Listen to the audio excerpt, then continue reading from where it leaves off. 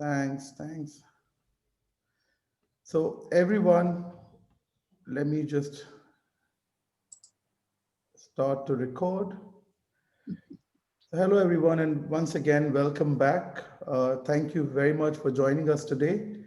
Uh, I'm sure you all are aware that we've got our distinguished guest today, Dr. Andre, joining us for our first series of Transformational Tuesdays webinar. Just to give you a little background, Coach Transformation Academy, of course, is committed to developing coaches beyond just coach training uh, through the program that you undergo. This year, we decided to initiate a series of webinar to bring you beyond the knowledge that you get from the school through the industry thought leaders like Dr. Andre himself.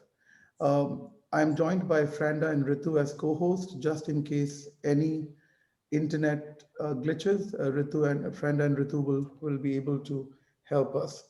Dr. Andre, a little bit about him before I hand it over to him today. Um, Dr. Andre is a founding member and CEO of Neuro-Link, a boutique consulting utilizing neuroscience to develop talent, increase performance, and maintain wellness. He's a workplace learning specialist who offers cutting-edge neuro-agility assessments and performance optimization solutions to organizations and people to improve cognitive flexibility.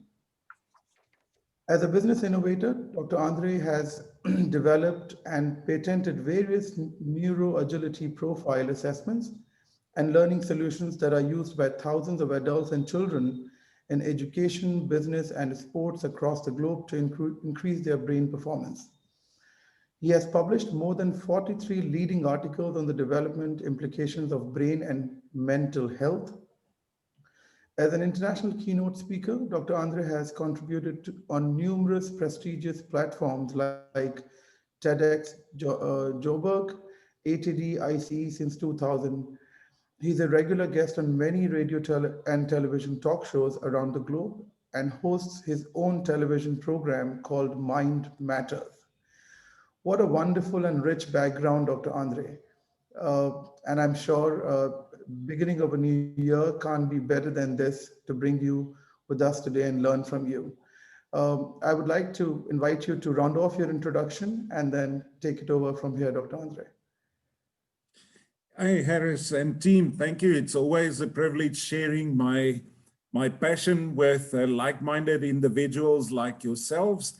And thank you for the opportunity to be here today. And there's a lot to share. But today I'm going to more focus on a brain-based or a neuroscience approach towards helping coaches having high impact coaching sessions.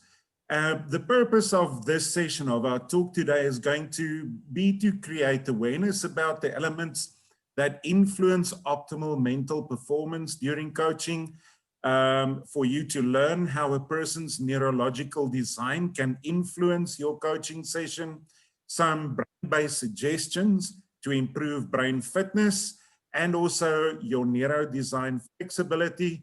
And you are going to learn a few brain fitness exercises, and there are many more on our website that participants can download should they wish to, if they think it can be of use to them in their practices.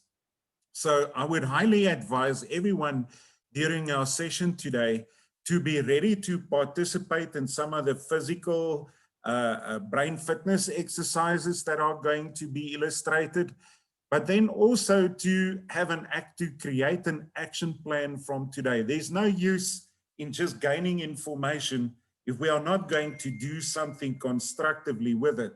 So you will see that there should be 3 lists that you can create: a pre-coaching actions and activity list, things that you would like to communicate to your coachees to help them get into the mindset of being coached, then things that you can do during your coaching session, and things that should be done after the coaching session to ensure maximum impact of your coaching sessions. And then obviously afterwards, you can visit our website and download some of the illustrated videos on our vlog. So we are going to start our session today by first having a look at some elements that influences your coaching session. And if we look at how the human brain works, your brainwave rhythms influence the effectiveness of your session, the cerebrospinal fluid circulation, the fluids around your brain and your nervous system, but then the process of neuroplasticity that I'm going to elaborate more on, and then also the mental flexibility of the coach and coachee will have a huge impact on the results of the coaching session. So in the first place, I would like to share, just when we talk about brainwave rhythms, there are different brainwave rhythms, and that influences our state of mind. And we want to create the right state of mind for a coaching session. Now, when we look at gamma state, that is the very high frequency of brainwave rhythms. That's where you really are in a very active mode of doing things. You are busy, you are implementing, you are on the go. Gamma and beta are very closely related because it's an implementation or a doing state of mind. But then alpha state, if someone tells you, you need to relax, it means you need to go into a state of relaxed mental alertness. And that means you need to do something to create the harmony in your brainwave rhythms on the left and right sides. It is in that state of mind that people can absorb a maximum information that is transferred to them. So it's very important that whenever you conduct a coaching session, that the coach and coachee should be in an alpha state or low beta state, which is that optimum state for absorbing information, processing it, but then also responding. Theta state will be a state of drowsiness. Sometimes when people speak and your mind starts wandering, or sometimes you even fall asleep, you doze off, you know, the typical graveyard session that people often experience.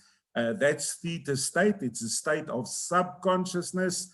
And then your slow brainwave rhythms are called delta state.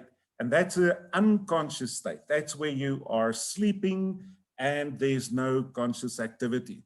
So obviously for coaching, alpha state is very important. And here's the first illustration. Most of our participants today will be sitting with either their legs crossed or their arms crossed in some way or the other. And the reason for that is that we activate an area in the brain here called the parasympathetic nervous system. It is this part of the brain that's responsible for you to relax. And when we hook up our arms and legs, as is going to be illustrated in the video, then it helps to activate alpha state. But there are many other things that one can do to activate alpha state also. When we laugh, when we relax, when we hook up our legs and arms, when we listen to music that really relaxes us, if we do a deep breathing exercise, all these things helps to activate alpha state. But here is a simple illustration of things that one can do during a coaching session to just make sure we activate alpha.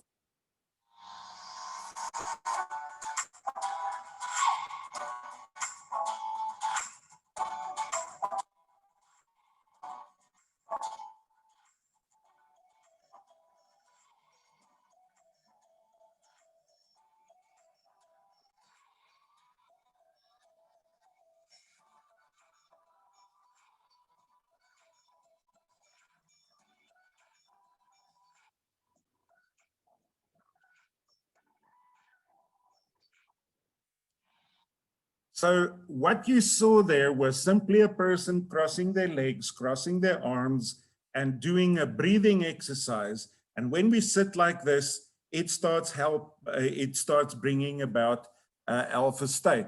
So the first tip with regards to this principle that influences our brain is that every coach has the responsibility to create a positive, safe, and relaxed environment that's going to help the coach and coachee to get their brainwave rhythms in alpha state, which will ensure maximum absorption of information that is transferred. So a simple hookup activity during coaching, the coachee and the coach doing a breathing exercise before the coaching session starts are simple but highly powerful things we can do to activate alpha state. Also, constructive communication that is light, that is easy, where people can have fun and laughter helps us to get the brain in alpha state. The moment we laugh, we feel good. But in that moment, the brain goes into alpha state. The second principle, we spoke about cerebrospinal circulation that influences the coaching session. Now, cerebrospinal circulation are all about the fluids around your brain and your nervous system, and they keep on circulating to maintain the brain's ideal temperature. And when the brain is cool and the temperature is maintained, your brain can focus and concentrate effectively. But if we sit, for instance, with our backs in a skewed position or in a slumped over position for a while, it blocks the circulation of cerebrospinal fluids, and immediately the coach or coachee's concentration is going to decrease. So we want the cerebrospinal fluids to circulate very well. So here are some simple stretching exercises, neck, arm, and leg stretches that people can do the moment that they feel they are starting to lose focus. These simple activities are highly recommended before a coaching session starts, but we need to have the freedom to conduct a coaching session where if the coachee feels they're losing focus, they need to do some of these exercises to stay in the zone.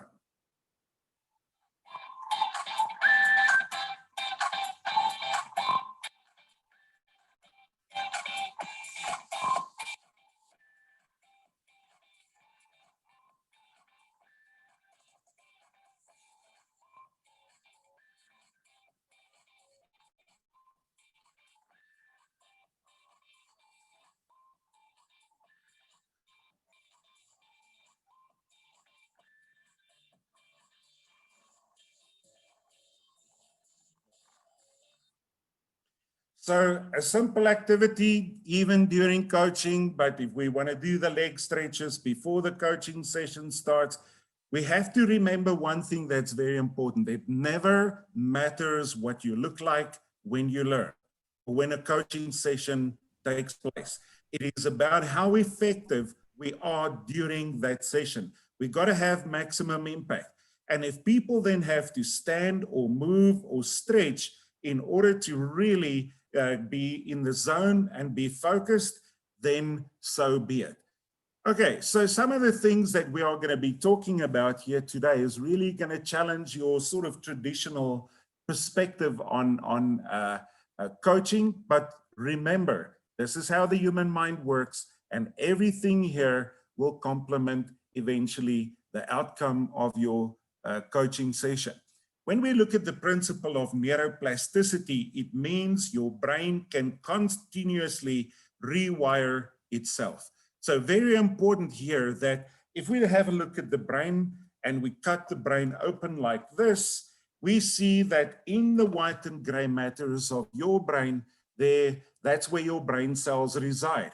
And right now, in this moment, as you are listening to me, your brain cells are growing things called dendrites. Now, just like a tree have roots, your brain cells have dendrites. These dendrites connect with each other and they form neuron pathways. So as a coach, we have to remember we are helping the coachee to actually build new neuron pathways all the time. And therefore the principles, that's the beauty of neuroplasticity says it's the biology of learning. It is the biology of behavior change. And the good thing is neuroplasticity proves to us that we can change behavior, that we can continuously become better versions of ourselves, because this process never stops until the day we die, unless we are lazy to not want to apply these principles. Now, neuroplasticity happens on 3 levels: short-term, medium-term, and long-term. Today, we'll not be able to speak about functional changes, but I did a TED talk on the miracle of functional changes and how people without a cerebellum actually learn to adapt over a long period of time to have relatively normal lives. What we are going to be focusing on that's very relevant to coaching sessions are the short-term biochemical changes that takes place in the brain, and then the structural changes, those neuron pathways that are formed. Now, if we want to understand the brain on its smallest level, we have to remember everything is always about chemicals. If you have emotions, you feel it. What is it that you feel? You feel the impact of a certain chemical. Now, there are very many different names and weird names. I'm not going to try and confuse you with this. What is important, however, is that there are 2 categories of chemicals. There are the facilitating chemicals, as you can see here. What the blue arrows illustrate is that your brain works electrochemically, and the blue arrows are electrical impulses that are transmitted from one brain cell to another. So we send electrical messages from one cell to another, but then here, these dendrites at the point of your brain cell will then transmit the chemicals to the other brain cell via chemicals. Now you get 2 categories: the facilitating ones, like what you saw now, where the chemicals, the neurotransmitters, transmit the chemicals from one cell to another. And we refer to these chemicals as good fuel chemicals. The next category of chemicals is where you get the inhibiting chemicals. Now, the inhibiting chemicals are those that sort of may slow down or even block communication of electrical impulses between cells, like what you can see here. Let me give you an example. If a person has pain, that person may sometimes not feel the pain if they get a morphine injection. So the morphine will subdue or block the pain transmission. The pain is there, but we just don't feel it. So what we mean with these 2 types of chemicals, the first category are called facilitators. That's good fuel chemicals. That's the chemicals we need that will complement the coaching session. But the next state, the next category are the chemicals that's going to negatively impact your coaching session. So it is very important that we want to ensure that our coachees run on the right fuel. Now, for instance, when we experience continuous stress, the stress hormone's name is cortisol. Cortisol is an inhibiting chemical. In other words, it slows down or blocks electrical transmission depending on the volume that is in your body and brain. So the point is, medium to long term, it slows down electrical transmission. And when these are the dominating chemicals in our body and brain, the bottom line is we cannot be as effective as we could. So our coaching session is not going to be that effective when the coachee or the coach is running on bad fuel. In other words, having more inhibitory chemicals. Unfortunately, intense negative emotions, they make you feel bad. Why? It's the body's way of communicating with you that I'm running on bad fuel here. But a negative mindset or stress, or when people feel fatigue, just learn to listen to the body. When the body tells you, this is not nice, I am not enjoying this, it means in some way or the other, there's a chemical reaction that creates bad fuel and will not complement your coaching session. So the good news is we want our coaches and coachees to run on this field, the good field. This is where we produce neurotransmitters like endorphins and serotonin and oxytocin. But these chemicals make you feel good. So whenever we experience more positive emotions, more positive mindsets, when we feel more relaxed and experience feelings of flourishing, those good feelings is also good fuel. So it's important for the coach who creates the psychological mindset in which coaching takes place to always pay attention to their words, to the emotions that the coachee is feeling, to create a space of psychological safety in which that coaching can take place. So it has the coach and coachee need to function and more on positive emotions, kindness, goodness, love, acceptance, friendliness, fun, all those things, but also constructive mindsets, optimistic mindsets, growth mindsets, being people who have hope for the future, gratitude, and so forth. So very important that that's where coaching can sometimes be less effective if both parties involved are not running on the right field. But there's another chemical called neurotrophins that are essential. Now, neurotrophins, when you look at the brain cell on the left-hand side of the bottom of the screen, that's where you have brain cells. And note here that at the end of this brain cell, there are two dendrites. In the middle, we see a brain cell, but these red dots are called neurotrophins. Neurotrophins are chemicals in the brain that act almost like a fertilizer, because the more neurotrophins we release in our body, the more dendrites we grow. So the question to ask here is, how can we help people produce more neurotrophins? And here, anything that is a new experience, anything where we challenge people to use their memory, or anything where people are exposed to new learning and new thinking challenges or problem-solving situations, actually helps us secrete more neurotrophins, which grows more dendrites and complements the neuroplasticity process profoundly. What this means is simply that the coach and coachee has to be challenged, has to explore new and novel experiences, new thoughts, new ideas, and new learning.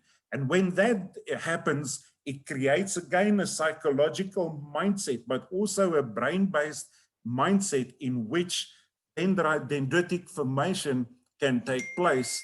That's very important for the learning process. So some tips here is make sure that we practice relaxation and mindful exercises before coaching, that we always at all times have constructive conversations and interactions with each other. We need to, as coaches, always think, what is it that we are going to do to coach, to challenge the coaches to think, to learn more, to push themselves out of their comfort zones. That's where real learning happens. But the good thing, having fun, laughter, and creating an easy and safe environment is still where good coaching can take place. We have one brain, but it has two hemispheres. The left hemisphere controls the right side of the body, and the right brain hemisphere controls the left side of the body. So we want our coachee to be fully engaged, and if I can call it like that, switched on and receptive to utilize all brain regions, hemispheres, and systems in order to function at optimum level. So that is why it is important that we need to have agile brain areas where all the different brain areas are activated. So if we talk about brain agility, I'm challenging all our participants to just do the simple activity with the person who illustrates this, and just ask yourself, how agile do you feel you are? This is a simple movement activity. Remember, agile means fast, easy, flexible. So just experience how fast, easy, and flexible you feel your brain is at the moment.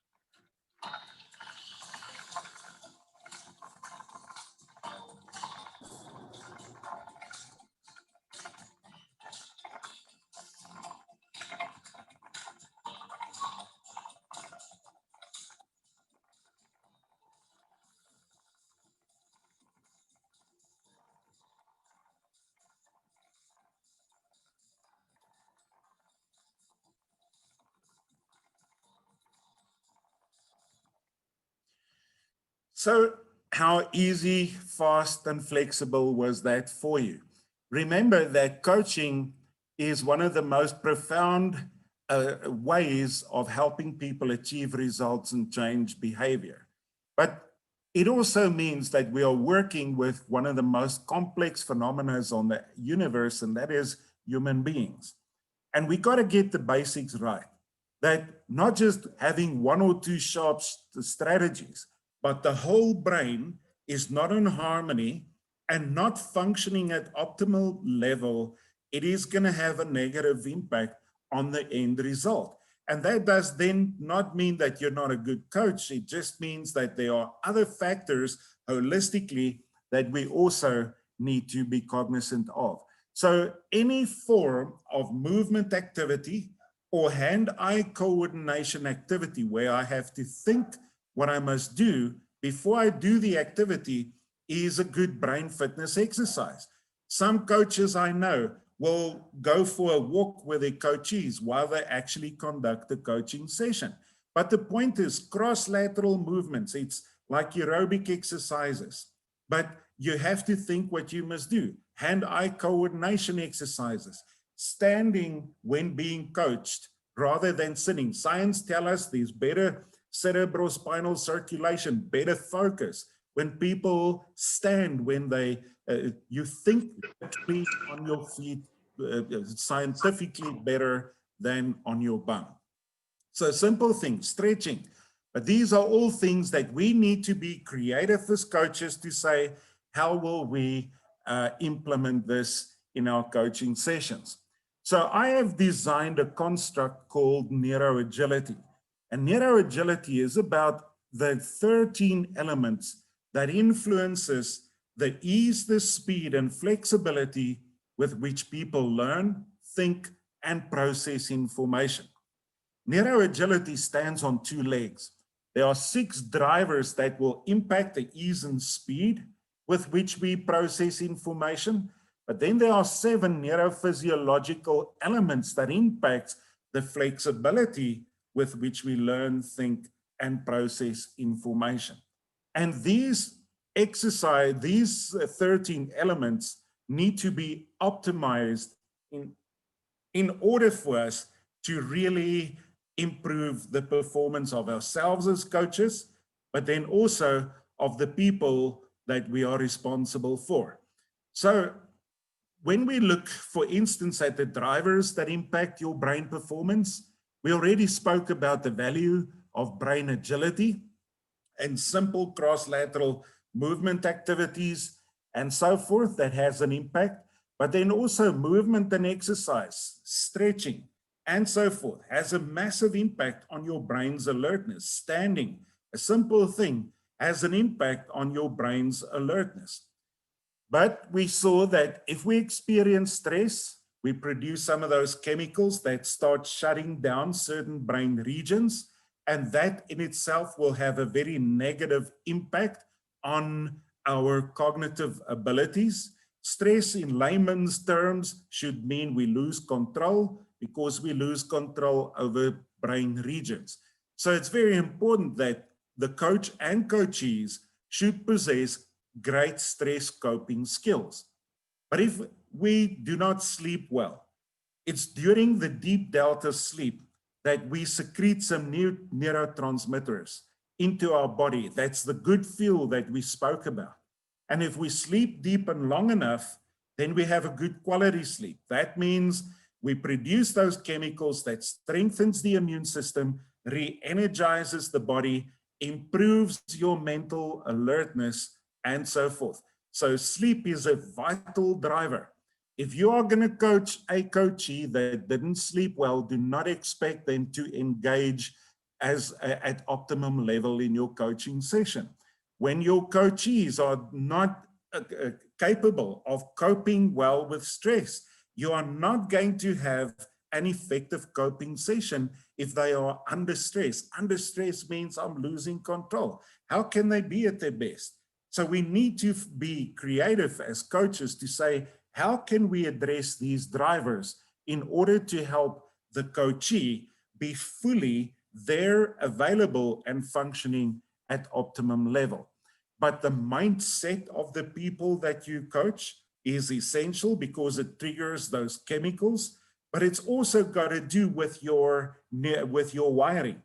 If I'm in a limited mindset, I cannot think of new possibilities for me to address the problems that I experience. So a negative mindset or a limited mindset keeps me stuck. It keeps me in the box. A big part of what we do as coaches is to help people get out of the box, out of those neural pathways, and challenge them to move into new areas of growth, of learning, and of behavior change. Of course, diet influences us. So we need to drink our 8 glasses of water a day. We need to even snack while we do our coaching sessions, because the brain produces 20 to 25 watts of electricity, and that electricity comes from the raw materials that we consume, the water that we drink, and the oxygen that we breathe. So for instance, a simple thing to communicate before your coaching process starts, that, you know, don't feel offended if you see me having a snack while we're chatting or having a glass of water, and please invite the coachee to do this the same. But the bottom line, remember that adult learning happens more effectively in informal circumstances than in formal learning circumstances. Then the physical environment in which people are coached is very important. That's why if some people like to be out there and it's possible for you to take them for a walk, by all means. Again, it doesn't matter what the person looks like. Someone like me need to move, I think, based on my feet, and I do a lot of movement with my hands. And you can't see this, but even as I'm sitting, my leg is moving. Or sometimes I like shifting around. Even when your coachee appears to be busy, don't be distracted by that. That's a good thing. It says what it tells you when they are moving. About 42% of society's people need movement in order to really think on their feet. I'm one of them. So these are simple drivers of things that we can do to improve the impact of our coaching sessions. So drink water, eat your natural foods and snacks, positive mindsets, challenge your coachees, have fun, laugh some more, even during the coaching session, and then allow for movement. Be creative, follow these guidelines, you're the expert in what you do, and say, how can I use some of these suggestions in my coaching profession or in the way that I conduct my practice or consultancy to improve the value that the people I work with will receive. Now, the next leg of neuroagility is all about cognitive flexibility. I want to remind you that the World Economic Forum says that cognitive flexibility are one of the most desired skills for the workplace today and for the future. Now, remember, just like a ballet dancer may practice their skills for hours a day, but without flexibility and fitness, they will not be able to execute their movements with beauty and precision. The analogy here is when we look at people who are now in a disruptive world have to be lifelong learners in order to progress and not just survive, but to thrive. The bottom line, before we just learn new skills, we need to be mentally flexible, cognitively flexible, and brain fit as well. The question is, how brain fit are you? And how cognitively flexible are you? It is always a very important thing here as coaches is when we coach people, imitative learning is the most powerful form of learning. So people look at the example that you set, and in a coaching situation, you take the lead. And therefore, you need to illustrate what true cognitive flexibility and brain fitness is all about. So you have to make yourself a priority. The old days that, I did a course and, I have a few good mental skills to coach and so forth, but I am not brain fit. I am not as cognitively flexible as I thought I was. That's going to make me less of an effective coach. Now, there are 7 components that has to be addressed when we talk about cognitive flexibility. When it comes to the human mind, there's no quick fixes, no quick fixes. I'm always skeptical of anyone who talks about a quick fix for this and a quick fix for that. Because neuroplasticity, there may be instant chemical changes, but to create permanent neural pathways, that is a medium-term process. Now, when we talk about cognitive flexibility, it has to start with the lateral balance between the 2 hemispheres. And remember the analogy. We live on one planet, but it's got a northern and a southern hemisphere. But we do know that when it's summer in the northern hemisphere, it's winter in the southern hemisphere. The 2 weather patterns are opposites, but they do complement each other to give you one global climate system. That principle is applicable to how the brain learns and thinks. The brain specializes, but the purpose of it is to eventually complement each other. So we have 2 hemispheres, but they have complementary functions.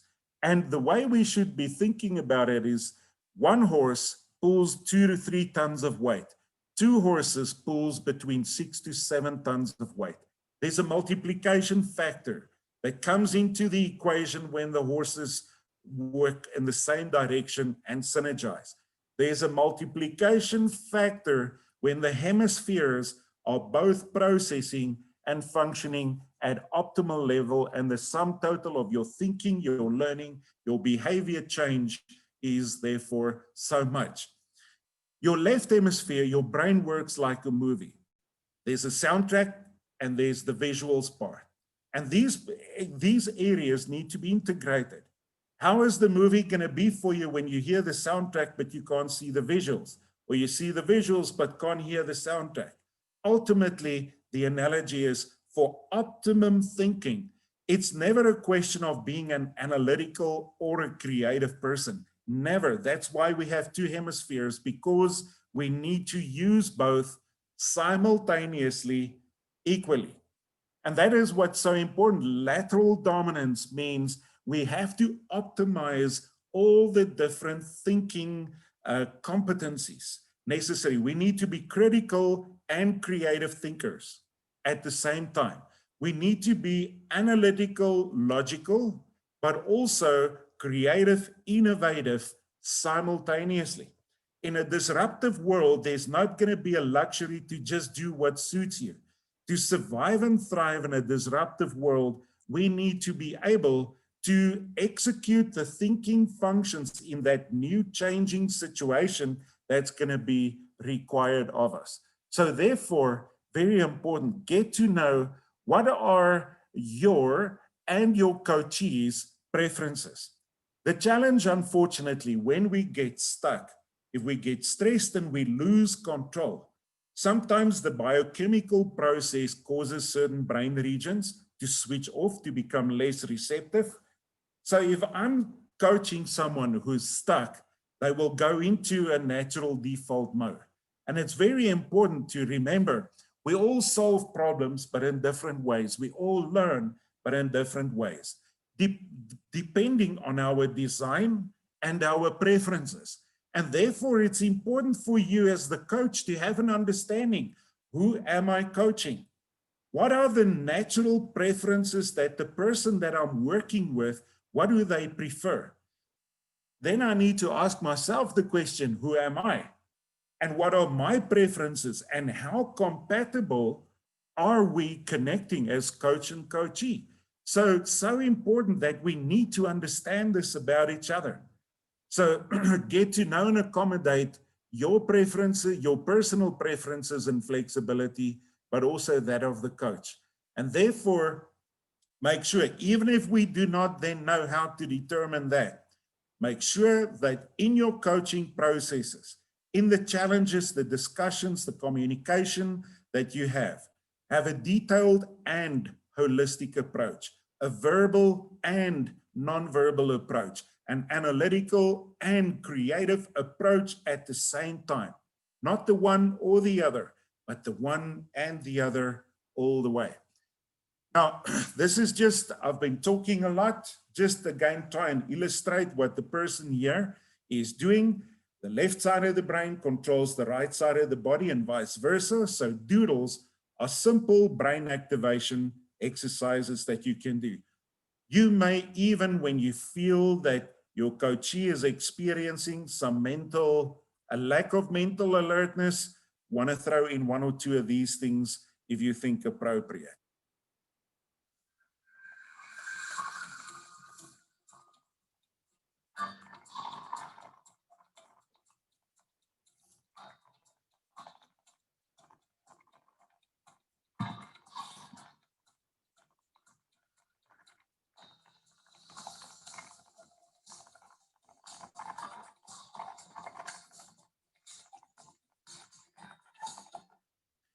Okay, now it gets a little bit more interesting than this. It's not just about the two brain hemispheres.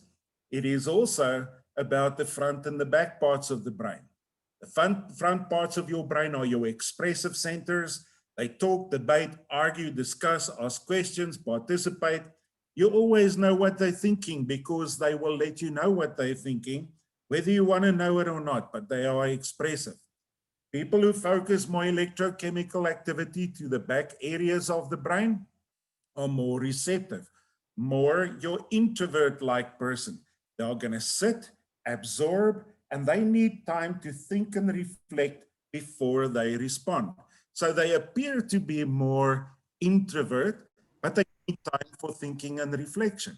So it is important to understand this about your coachee, so that you need to know, do you need to give them time for reflection? Your expressives are often very proactive. They think as they talk, but your receptives absorb, process before they respond. So sometimes, for instance, for a receptive coachee, it may be a good idea to say, think about this. And in our next conversation, we will start with a question that you raised and them providing you with feedback on this. So again, understand your and the coachee's preference and your flexibility. How I think any coach needs to have that balance between knowing when to talk and knowing when to stay quiet and absorb and process, but then also provide expressive and receptive challenges during your coaching conversation, and then prepare the coachee then also to give you provided feedback anyway. Even for expressive, sometimes it's a good thing to get people to say, be quiet, think, process, absorb, reflect, respond. Okay, but now it gets even more interesting than this. If we look at the brain from the top, we can divide it into four areas, but the idea is here more, this is metaphorically speaking. Your brain speaks for figurative learning, thinking, and communication languages. And therefore, even in one culture with people who have all the same language, there will be 4 different figurative communication, thinking, and learning languages. And when we look at the best way to illustrate this is that the first figurative language that you get are people who are very analytical. So you are going to coach if you coach an analyst, they are people who seek accuracy and order, facts and details, structure, correctness, logic is very important to them. They seem to sort of be indirect, not very confrontational, really thinking about things, but controlling the information is very important to them. So the language they speak, some people speak a detailed language. The second group on the left-hand side are your doers. Your doers speak a task-oriented language. They are finisher and completers. They want to get the job done. They talk results, results, and more results. To them, it's always important. What is the outcome going to be? What is it that I have to achieve? So they would often be very direct and controlling in the coaching situation, and they like to be in control, so they enjoy the power of being in control. Your strategists are the people who talk possibility. They are possibility thinkers. They love possibility and opportunity thinkers. They like different options, different possibilities. They introduce change. They like many different options. They are big picture, very forward thinking people. And in your coaching session, they are normally going to be very direct, but very supporting. But they are the big picture people, strategic. Your counselors speak a relationship language. To them, people, relationship is very important. If you coach counselors, you need to have that connection, that rapport with your coachee. It has to be very strong. That's one of the important aspects of the success for you when coaching a counselor. They seek stability, structure in the coaching situation, and they are often more indirect and very supportive. So when you coach, when we look at this in general, make sure that you learn which figurative languages you're coaching, or you understand their figurative or metaphoric languages, understand yours, be aware that yours may be different. Even be aware, if it's the same, that there's danger in people thinking alike and possibilities that may be missed.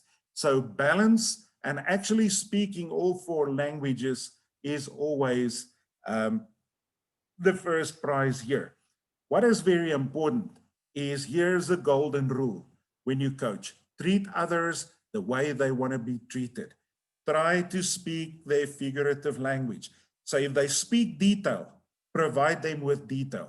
If they speak a relationships language, provide them with connection, emotion, and that the relationship. If they talk about tasks, outcome, and results, speak outcome and results.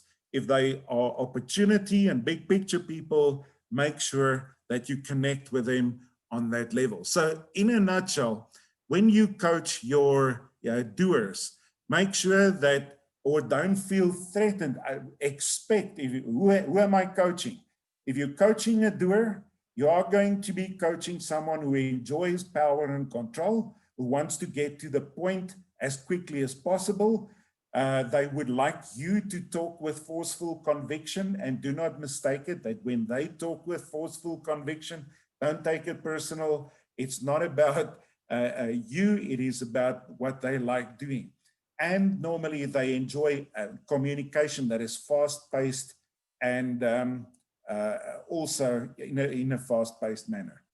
If you coach the analyst, the detail-oriented person, they want accuracy and order, depending on what it is that you do, but make sure you have your facts together and you can provide them with detail. Also, make sure that you use a logical and orderly approach when working with them, and then provide them with data, detail, facts. That is ultimately what works for them. The facts will eventually convince them of things. Very logical thinkers. If you're coaching the strategists, they want to be acknowledged. They love applause and recognition. They are normally very fun people to coach. They bring high energy to the coaching session. But when you're dealing with them, make sure you keep them engaged with applause, recognition, acknowledgement, and so forth. Also, make sure that your encounters are fun and exciting. And when you are coaching, what they need is for you to show energy while focusing on the interaction with them as such.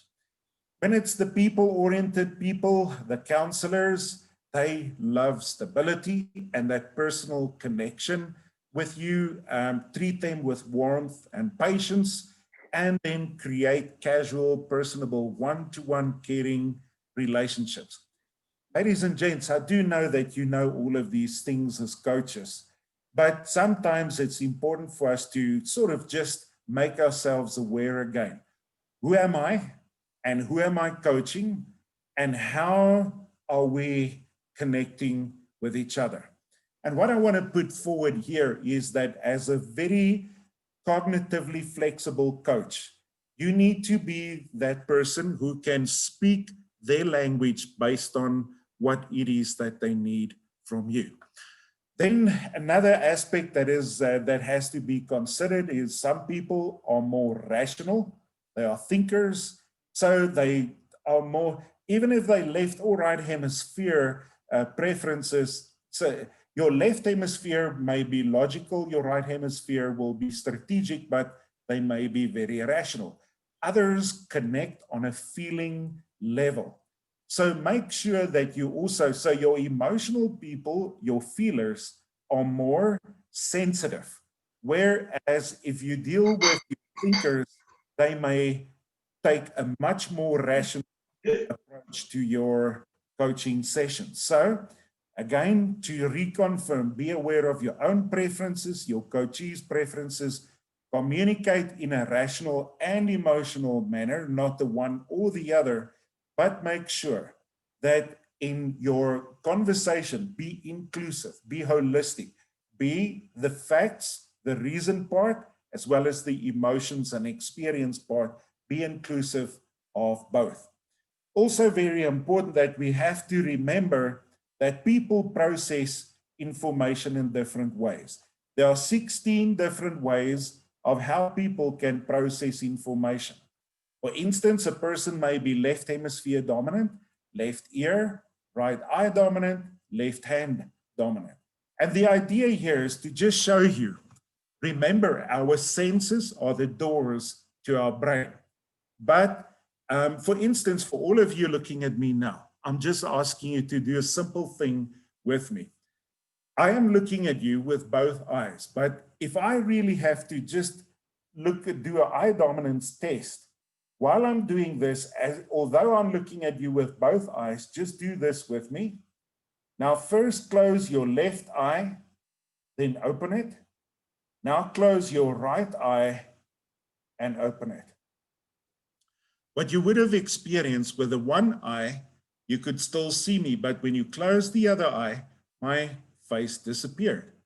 So we process information with all our senses, but remember, dominance means it is the hemisphere, eye, ear, or hand that takes the leading role to process information actively. So your dominant senses are the ones who takes the lead in how you process information. So, and that principle is applicable to your brain. We use both hemispheres of the brain 100%, but one will lead and one will follow. Remember, your eyes are the only part of your brain that's visible. And now you see, I'm looking at you with both eyes, but if I really have to focus, one leads and one follows. And this means we all have a dominance pattern in how we process information. And it also does not mean that the dominant senses are all on the same side, or that the dominant brain hemisphere actually is opposite the dominant senses. These things are genetic. That's why I say there are 16 different ways of information processing styles. Now we look, for instance, remember, regardless of your dominance, the left side of your brain, which have very specific processing functions, like, for instance, verbal, language, and your analytical processing centers. The left side of your brain controls the senses on the right side. That's why your right eye will be more your short-sighted eye, preferring to track from left towards right. Your language brain, the left hemisphere, controls the right ear, and therefore the right ear listens more to the semantics, the language, the verbal stuff, to what is being said. Okay, now we look at your right brain hemisphere. It's the body language, the non-verbal communication centers, your spatial brain, your conceptual creative brain. It controls the left side of your body. And therefore, the left eye is more your spatial eye, your far-sighted eye. But your left ear is therefore more your non-verbal ear. And therefore, the left ear listens more to how things are being said. So therefore, very important that we all have unique processing styles. And that's why you will get, some of you will hear today, listen more to what I say. Others will listen more to how I say things. Then we'll get those who are balanced, but balanced, still leading with the what, then the how.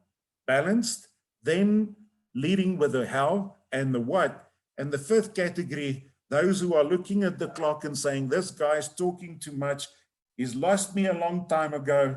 This is not for me, because maybe you're more kinesthetic or more visual. Our design is so different. And therefore, it helps to understand how the person that I'm coaching, how are they absorbing information? So, ladies and gents,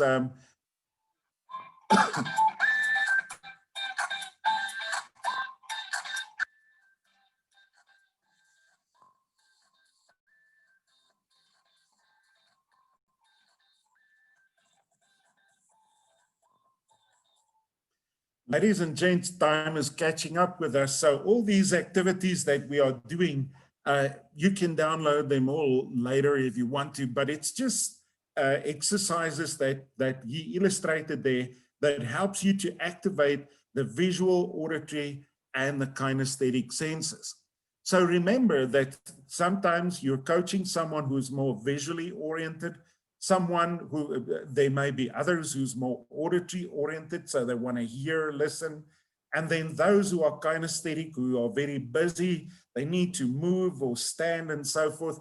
Be aware of their sensory preferences and be accommodating. And the best way, if you don't know, is very simple. Ask what you think will work for you best. So if we look at pre-coaching, the soft leather would be 2,000.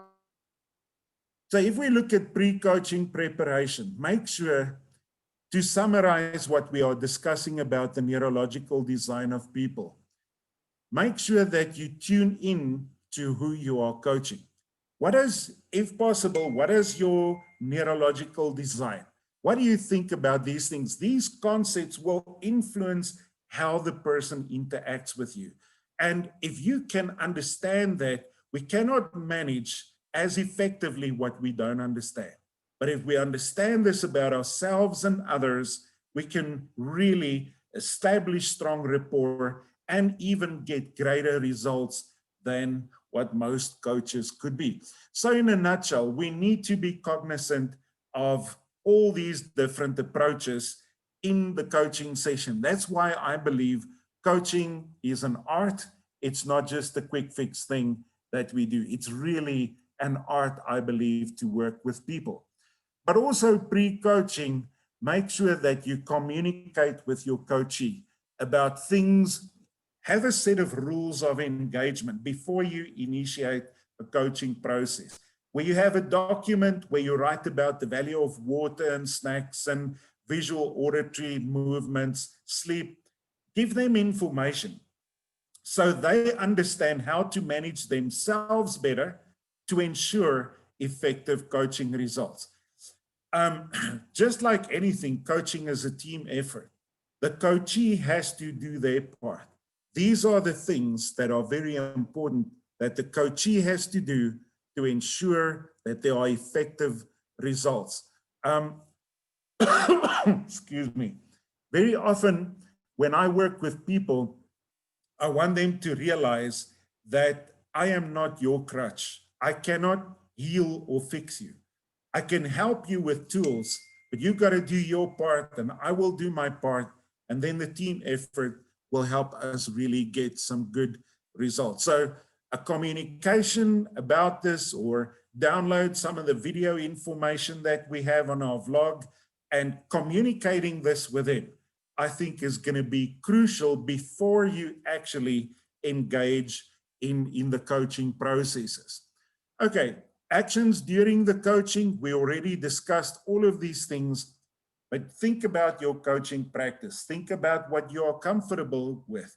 Think about what will work, because sometimes some of these things may work less effective with some of your coaches, and other times some of them may be more effective. But that's where you, the expert, need to think from these guidelines, what do I need to incorporate and with whom? So, ladies and gents, I want to conclude my session very simple by saying today that understand yourself, understand who you are. Before we want to understand who we are coaching, we need to really be in touch with ourselves and how we prefer to interact with other people, and be aware of what the coachee is going to see, hear, and feel when they interact with you. And be open-minded to become more balanced and to even improve yourself much more. Then the second thing that I want to say is simply also understand the style of others if you can. Tune into what you can expect, see, and hear and feel from them when you coach them. Then the simple thing that I really believe that is a very powerful emotional intelligence principle is do unto others what they want to be done unto. Meaning with that, if people speak detail, give them detail. Speak a detailed language to them, because you come down and connect with them on their level. You meet them at their level. And when we're there, that's where we establish strong rapport. So it's a lot of talking, but I saw that you did record the video. So by all means, if you want to go through it again, ladies and gents, you are very welcome. Thank you for your time today. I believe that, I hope this can be very impactful for you in your practice, very valuable. And you are most welcome. Our website is Neuro-Link website, www.neurolink.company, not com, company. And if you go to the vlog, you will find all the different videos and lots of infographics. It's all there. And you are most welcome. If you want to continue the conversation with me, you are most welcome. Harris, thank you very much for today. Soham, for organizing all of these things, and then the beautiful team of Ritu and where was, I can't see, I know there was Randa. Randa, there we go. I was looking at you. Thank you so much for making this happen. Very much appreciated. Thank you, Dr. André. I think it's really a very useful and informative presentation today. I'm sure listeners have loved hearing you. And for those who would like to get in touch with Dr. André, his LinkedIn profile is mentioned on the speaker page. Please feel free to connect and get in touch with him. For everyone's information, this is a recorded webinar. You please feel free to watch, listen, review, and learn more once again on our YouTube channel and Facebook page. Also, those who have joined us for the complete 1 hour today, you will be awarded with a certificate of attendance, and that would also be that satisfies one CCE unit requirement or ICF. And thank you everyone for joining us today, and wish to see you next Tuesday. And once again, Dr. Andre, thank you so much for joining us today.